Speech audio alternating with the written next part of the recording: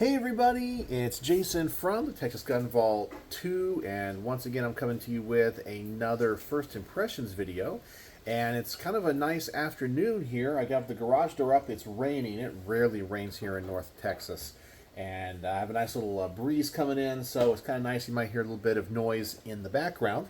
But anyway, I wanted to come to you tonight, or actually today, because I'm filming this in the middle of the afternoon on a Monday, about my first impressions on a gun that I took to the range. I actually was going to tell you about two of them. However, one of them, in fact, it was the first gun I shot, and the whole reason I went late at night because it's a suppressed firearm. We had a major malfunction. Well, not like major that the gun is going to be permanently disabled or anything, but part of a suppressor that goes on this gun, I think, came loose inside, and so it won't screw on to the barrel anymore. I don't think it's damaged. It doesn't have any baffle strikes or anything like that. I think it's just kind of an internal part that maybe is supposed to be, I don't know if like red Loctited or some type of like thread locker in it. It's obviously a milled separate piece. Anyway, it came loose, and it was not working. So all I'm going to say is I promised these companies that if I did have an issue, I wouldn't talk about it. Wouldn't say what gun, all that kind of stuff. But anyway, I kind of feel like maybe I should be hired to do product testing for big gun companies, because inevitably, even though I am not rough on guns, I don't shoot them hard because they're not my guns. I take care of them. I literally baby these guns, okay, because they're not mine, right? And inevitably, just through the normal use at the range, and this happened within the first 20 rounds, I'll break the gun. I don't know how. Maybe I'm like that. Maybe I should have been a Marine, because as the joke says, you can put a ball bearing and two Marines in a locked room and come back in 2 hours, and the ball bearing will be broken. Somehow, Jason from the Texas Gun Vault, just through putting one magazine through a gun, can break some of the highest end guns in the world. I don't know. I don't think it's a major issue. I know the company will take care of it, but I won't talk about it, about which company, which gun. But that was my experience. And I was a little bit, at that point, feeling a little bit down, because I had literally stayed up late, got everything packed up, went there, and I was like, oh, God, the whole point of me going at this time is like ruined in the first, magazine. But anyway, I had another gun in the bag, and we've talked about this one. This is the one I want to give you guys my first impressions on. And that's going to be the HK P7K3, okay? Now, my range trip obviously started off with a very negative experience. And I had mentioned that I was curious if this gun needed a separate recoil spring for the conversion. Which, by the way, I just realized I forgot to mention, in case you're watching this video in my channel for the very first time. This is my behind-the-scenes channel, okay? I just filmed this stuff on my phone. It's why it's called the Texas Gun Vault 2. All of my range reports and reviews that are proper with, scripts and all the shooting footage, that's on my main channel. There's a link in the description below. So if you come to this and go, that's a terrible review, this is not a review. It's just my first impressions after getting it back from the range. But anyway, if you don't know, this is the HK P7K3. It is a gun that essentially functions like a P7 but does not have the gas piston delay system, and it's designed for lighter calibers, more specifically 380, 32 ACP, and 22 long rifle. And these came in all three of those calibers, and then you could buy the conversion kits for the other calibers. And these are like a rare variant of a rare and expensive gun. So just having one here on the table is already cool enough. And even if this gun performed terribly, just being able to handle it is something cool and interesting. And I absolutely love it. And I mentioned in a very recent video when I was showing you about the caliber conversions. So here's the, right now it's set up for 380. Here's the 22 long rifle slide and the barrel, and you get different magazines. It'd be really cool if we had the 32 as well. But I took it to the range because I was like, well, I know 380 is going to work fine, but when I did the caliber conversion for this gun, in fact, I'll go ahead and take this thing apart because I need to do it anyway because I need to clean it from the range trip because it is kind of dirty. But I was curious about this recoil spring because this is a pretty darn stout recoil spring.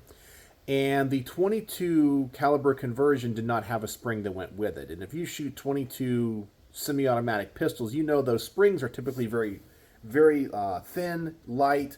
And I was like, well, there is no way this recoil spring is going to cycle 22 long rifle right. I don't even think it's going to move at all. So I looked online, like there's got to be something else that comes with this. But anyway, I got to the range and I was like, okay, I can't film this gun. So let me get this P7K3 out. Let me put on the 22 caliber conversion barrel and let me just see if it runs, okay? And I was like, okay, it's probably a waste of time. Let me just go ahead and put it in here because I think it needs a different spring. Holy crap, does this gun run well. When I put the first magazine through this gun, I think I loaded with like 5 rounds of 22 because I was like, okay, it's not going to run, but you never know. This gun is awesome, okay? To my surprise, this thing runs like a top in 22 and in 380, and you use the same recoil spring. So whatever HK did when it comes to the design of this gun, which I can't figure out because both these slides are pretty much the same. I mean, they're pretty close. 22 is a little bit lighter. I'm like, there is no way in the world, based off of my experience shooting other 22 long rifle pistols, this thing's going to cycle. It does. It cycles great. I didn't have one single malfunction in either caliber, and I had one of the best range reviews or times at the range filming footage I've ever had. This gun is so awesome. It's accurate.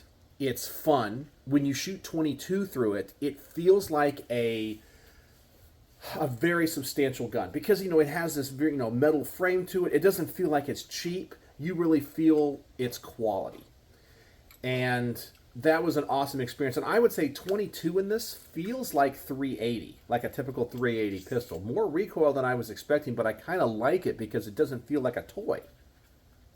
But then I did the conversion to 380, and the thing shoots like a 22. It's so light. It's kind of weird, and it was also accurate. It's an awesome little gun. It's an awesome gun. I will take guns to the range often and like them. I'll go, wow, this thing's pretty cool. I might have to look at getting one at some point in the future. I came away from this in absolute love. This is one of the coolest pistols ever. I made a personal Facebook post about it, and I said it's like driving a tactical sports car. It's accurate. It's like a target pistol. It's a tactical pistol. The squeeze cocker does take a little bit of getting used to because there was a couple times when, especially when I'm trying to shoot it fast, you realize, I don't know if you know this or not, but when the slide is locked open, you have no slide stop. You can close the slide by pushing the squeeze cocker here on the front strap. If you don't know how the P7 works, there's kind of a built-in safety where like a 1911 has a grip safety back here. This one has a squeeze cocker, and you push that in right there, and that would pull the striker back. And the gun will not go off unless this is pulled. And you can also close the slide by pushing that. So I would close the slide and then I would not hold it down. It's a weird manual of arms to have to get used to having to have that depressed all the time. And once you get used to it, it's awesome. I mean, I cannot put into words how awesome this whole experience was with the 2 calibers. This thing is just freaking awesome. It is the best. I think I have not come away from the range loving a gun as much as I have this one. This has been just one of those amazing experiences. Just absolutely amazing experiences that I cannot really put into words. It shot so well. It was so much fun. It is just a quality firearm. It is awesome. That's all I can really say about this this gun. Anyway, it's going to get 5 out of 5 stars plus, and I can't wait to make the range report this week on it. It's an expensive gun. If you can find one, even in one caliber, it's expensive. But to find one with at least one of the caliber conversions is amazing. This is one of those experiences. I don't know. This is one of the highlights of the Texas Gun Vault. And I know you guys don't hear me talk about guns in this way sometimes, because there's guns that I like and go, wow, they're really good, or I don't like this one. Yeah, this one's awesome. This one is hands down amazing. Yeah, it is sad that HK does not make this gun anymore, because I've never shot a high quality 22, one that feels like a real gun like this, and I've never shot a 380 that shoots this soft and is this accurate. It is just, anyway, as you can see, I'm just gushing over it. So anyway, I got to clean this thing up and then go inside and kind of edit the range footage. But anyway, I wanted to share with you guys my first experiences with this gun because, yeah, I had to. I could not wait to get home, but it was just too late last night. It was like 1 o'clock in the morning. Like, I'm going to go to bed and I'll do this the next day. So here I am. So anyway, let me know what you guys think in the comment section below. What do you guys think about the P7K3? And if you watched to the end, what can the word of the day be? The word of the day. Let's make the word of the day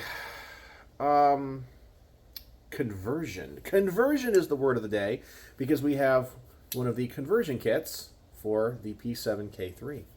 So anyway, I have to clean this up, then I'm going to go in, edit this range footage, and then I have to edit some footage that I need to send the owner of the gun that it broke on me, and the company that made the gun. Okay, so I can't really talk about it too much because I promised them, I'm a man of my word, that I would not say anything negative until they have a chance to see it and hear what happens. So anyway, let me know what you think in the comment section below. Thank you for joining me here in the garage as always. And as always, well, that's kind of I'm saying always a lot. And as always, thanks for watching.